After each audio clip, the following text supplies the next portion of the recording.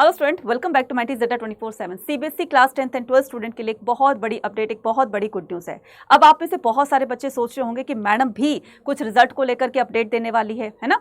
तो मैं यहाँ पर आप सभी बच्चों को एक बात साफ से बता देना चाहती हूँ, क्लियर बता देना चाहती हूँ कि जब तक सीबीएसई की ऑफिशियल वेबसाइट पर रिजल्ट की कोई नोटिफिकेशन या किसी तरह की कोई इन्फॉर्मेशन नहीं दी जाती है, तब तक थोड़ा सा हमें और वेट करना पड़ेगा।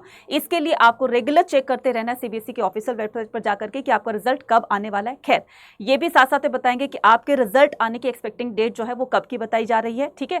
और साथ साथ में यहाँ पर जो सबसे बड़ी अब तक की सीबीएसई की सबसे बड़ी जो अपडेट है, बिग अपडेट है, वो ये है कि इस बार रिजल्ट के बाद का जो प्रोसेस होता है उसमें किस तरह के चेंजेस किए गए हैं। तो वो कौन कौन से चेंजेस किए गए हैं, ये सारी चीजें जानते हैं आज के इस वीडियो के अंदर। तो ये सभी चीजों को समझने के लिए वीडियो को लास्ट जरूर देखना, और अगर आप चैनल पर नए तो चैनल को सब्सक्राइब जरूर करना, और इस वीडियो को ज्यादा से ज्यादा अपने नियर तक शेयर भी करना, क्योंकि ये अब तक की सबसे बड़ी अपडेट है, ठीक है।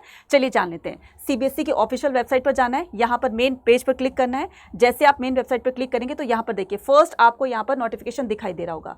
ये किस चीज का नोटिफिकेशन है, यहाँ पर ध्यान से देखिए, है ना। ये नोटिफिकेशन सीबीएसई की तरफ से स्कूल के प्रिंसिपल्स और हेड्स को भेजा गया है। क्या बताया गया है इसमें कि change in the sequence of the post result activity. तो जब भी आपका रिजल्ट आता है उसके बाद की जो भी प्रोसेस होती है, जो भी एक्टिविटीज होती है, उसके बारे में कि post result activities of the board for class 10th and 12th by providing the photocopy of the evaluated answers book first follow by the process of the verification of marks and re-evaluation। तो पहले क्या होता था, आपका result आता था, result आने के बाद में किसी बच्चे को लगता था कि उसके 65 मार्क्स आए हैं जबकि आने चाहिए थे उसके 75, है ना, या किसी के 80 आने चाहिए थे, आ गए उसके 75 या 76 आ गए।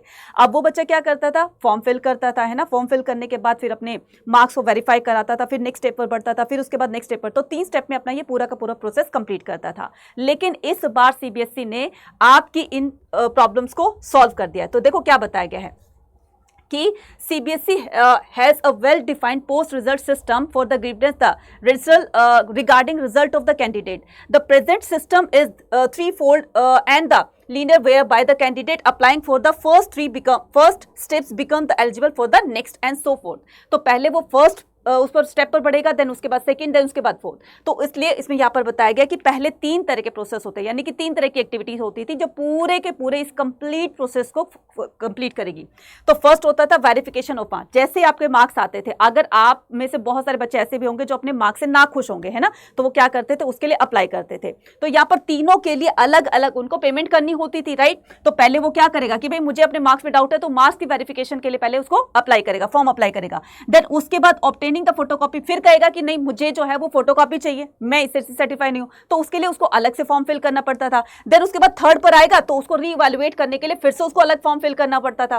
तो ये जो है 3 स्टेप में ये पूरी की पूरी प्रोसेस कंप्लीट होती थी। नाउ इस बार क्या किया गया कि this year CBSE has changed the sequence of the application process which you know. अब यहां पर 3 की जगह पर 2 कर दिया गया। कहने का मतलब जैसे ही आपका रिजल्ट अनाउंस किया जाएगा, तुरंत के तुरंत आपकी फोटोकॉपी जो है उसके लिए आप क्या कर सकते हैं, आगे फर्दर अपनी प्रोसेस को कंप्लीट कर सकते हैं। तो obtaining the photocopy evaluated the answer book, तो आप अपनी आंसर बुक को प्राप्त कर सकते हैं। Verification of the marks for री इवैल्यूएशन और बोथ। और इसमें क्या करोगे, अपने मार्क्स की वेरिफिकेशन कराना चाहते हो और उसके आधार पर, या फिर अपने मार्क्स को अगर आप ठीक है सेटिस्फाई हैं, अगर आप ये लगता है कि किसी मार्क्स में आपके आने थे 5 मार्क्स और दे दिए हैं टीचर ने, किसी मूड में होगा तो दे दिए, किसी टीचर ने आपको 1 मार्क्स दे दिया, 2 मार्क्स देने हैं, लेकिन आने थे आपने 5 क्योंकि आपने बिल्कुल सही लिखा है। अब ये सही लिखा है ये कैसे जान पाओगे, जब तक आपके पास फोटोकॉपी नहीं होगी आपके आंसर शीट की।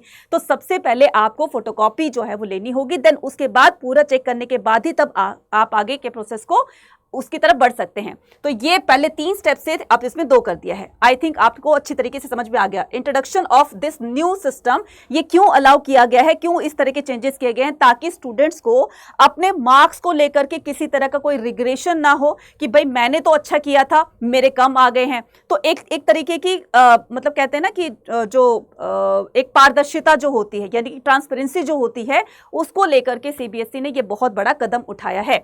Will allow the student to see there evaluate the answer book before the rechecking and give them the clarity on the marks awarded, specific comments and any error made। अगर लगता है कि आपको किसी तरह का कोई भी अगर आपके जो मार्क्स को ऐड किया जाता है, अगर उसके अंदर किसी तरह की कोई कमी है, मान लो कि आपके 75 आ रहे हैं और टीचर ने कैलकुलेशन में हो सकता है कि थोड़ी सी उनसे गलती हो गई हो और 75 की जगह 72 दे रखा हो, और जब आपने वो चेक किया तो आपके 75 मार्क्स बन रहे हैं, तो आप क्या कर सकते हो, आगे फर्दर अपनी एक्टिविटीज की तरफ बढ़ सकते हैं। तो ये पूरा का पूरा यहाँ पर प्रोसेस दिया गया है, ठीक है। तो अब यहाँ पर थोड़ा सा जान लेते हैं आपके रिजल्ट के बारे में। तो बच्चा देखो, सीधी सी बात कहते हैं कि आपका रिजल्ट जो है, अगर मैं लास्ट ईयर की बात करूं, है ना, अगर मैं लास्ट ईयर की बात करूं तो लास्ट ईयर आपका रिजल्ट जो था वो 13 मई को आया था।